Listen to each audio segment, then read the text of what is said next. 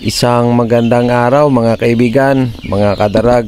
Welcome ulit dito sa aming channel, Drainers Darag Farm TV.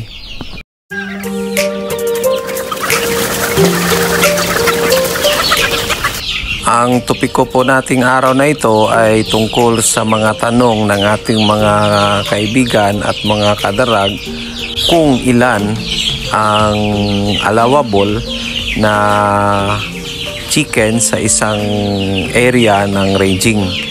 So ito yung mostly na tinatanong ng mga nagbabalak na mag-alaga ng darag native chicken, at saka yung mga advantages at mga disadvantages sa technology na ito.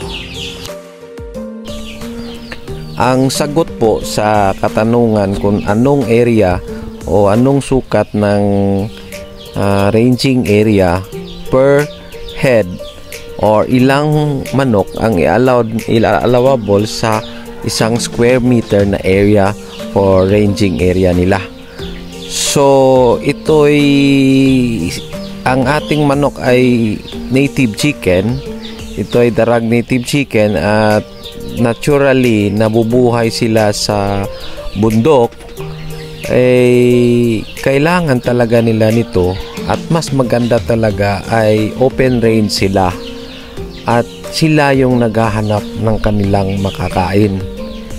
So sa atin ay ang purpose natin is yung alagaan natin sila in our own purpose, business or food consumption. Therefore gumagawa at gagawa na tayo ng sarili nating technology para sila alagaan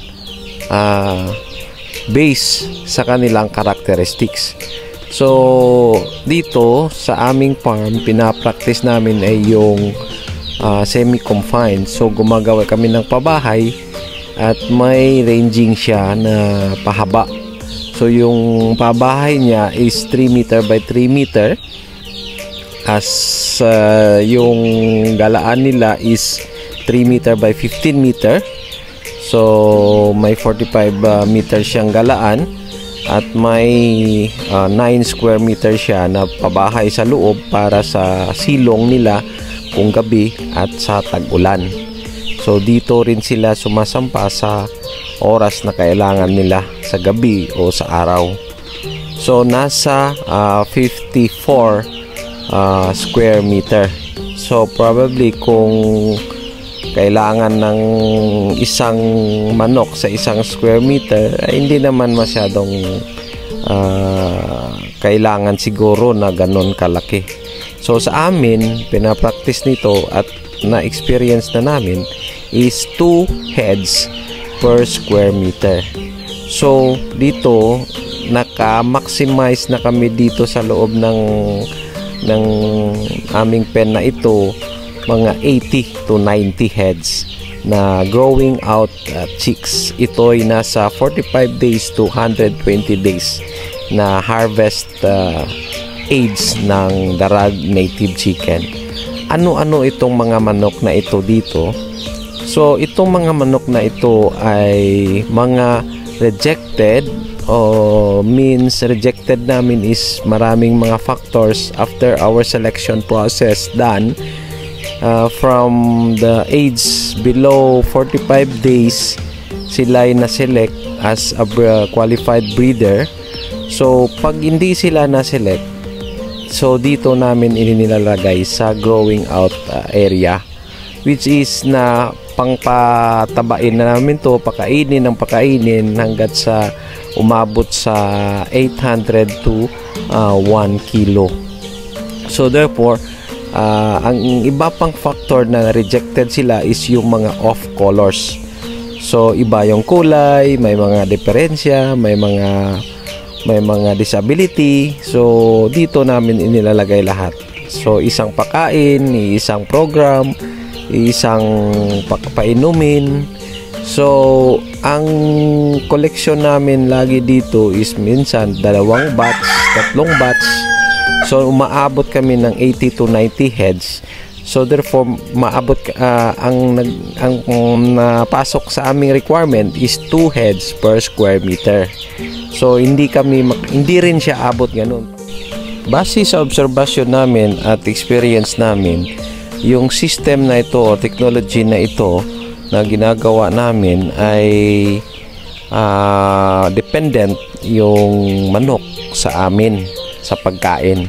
So ang ginagawa namin para ma-comply namin yung buong protein requirement ng isang manok sa isang araw ay naglalagay at nagdadagdag kami ng mga alternative food.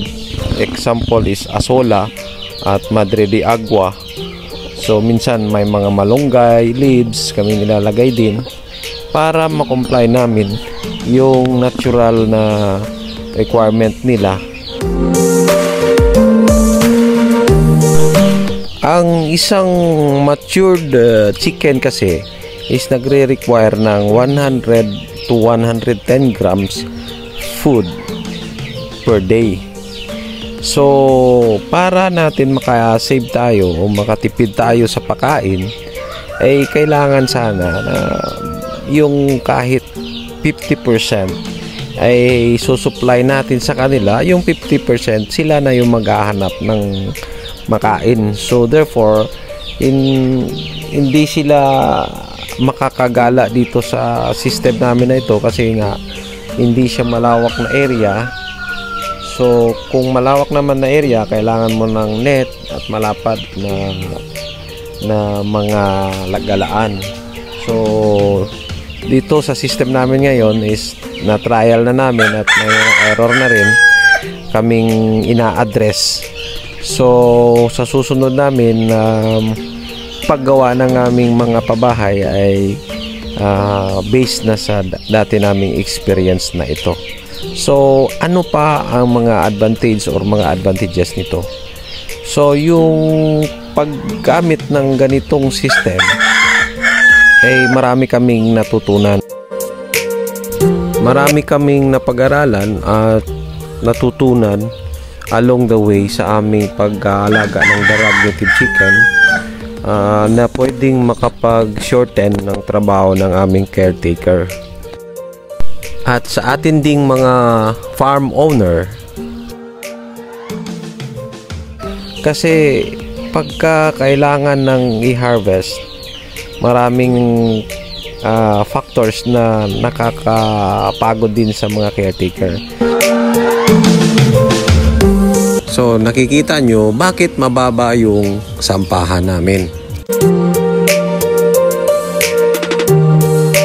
So kaya mababa yung mga sampahan para magsisiksikan lang sila sa gabi at madali nating maitimbang sila sa gabi. Mahirap kasi sa darag native chicken is masyadong aggressive sa mga perpetrators nila. So kahit konting galaw ay nagsisipag-liparan na sila. So mahirap silang hawakan. So sa gabi kami nag-execute kung ano yung kailangan namin gawin sa kanila.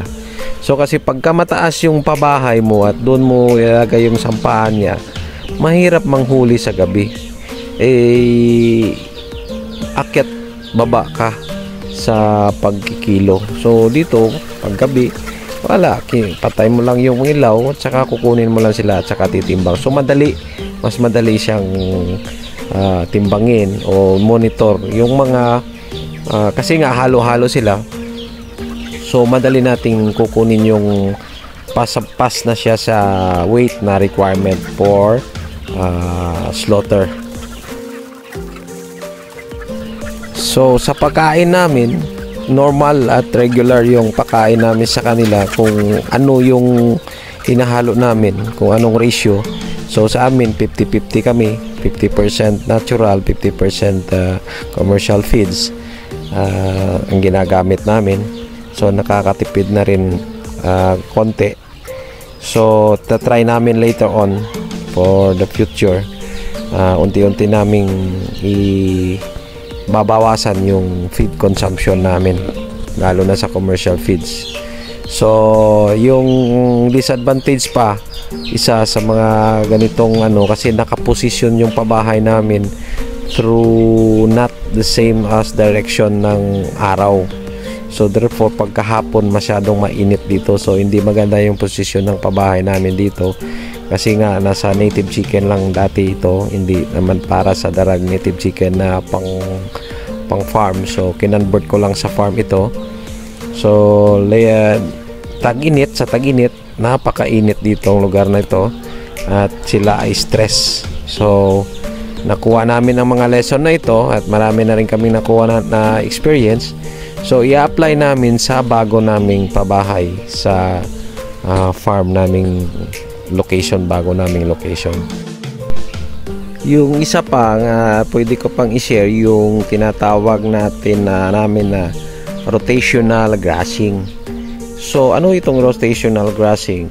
Ito ay dapat na maglalagay ka ng area, specific area, na para galaan nila na makakain sila ng mga damo, ng mga foreign insects or mga insects.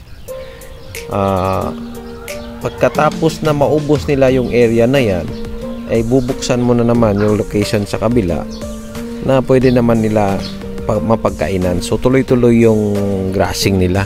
So sa aming system na ito, medyo kabila lang kasi wala na ang lugar doon sa kabila. Naubos talaga kaagad at hindi mabubuhay kasi tuloy-tuloy yung paglalagay namin ng mga batches sa manok sa loob. So wala, hindi makatubo yung mga damo, tsaka yung galaan mismo nila doon na rin sila.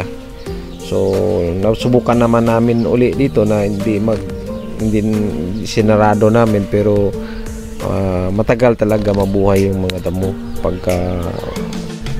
So yun lang po, at may kaunti tayong na-share sa inyo ngayong araw. Sa mga katanungan, pwede lang mag-comment sa aming comment section, at try natin na sasagutin, at sa depends sa aming experience, try natin sasagutin at isa-isahin natin. So sa hindi pa nagpag-share at nakapag-subscribe sa aming channel, paki-subscribe na rin po, at panoorin yung mga videos namin dito tungkol sa pag-aalaga ng darag native chicken. Sabay-sabay tayong mag-aral, sabay-sabay tayong mag-alaga para sa ating kinabukasan. So salamat po.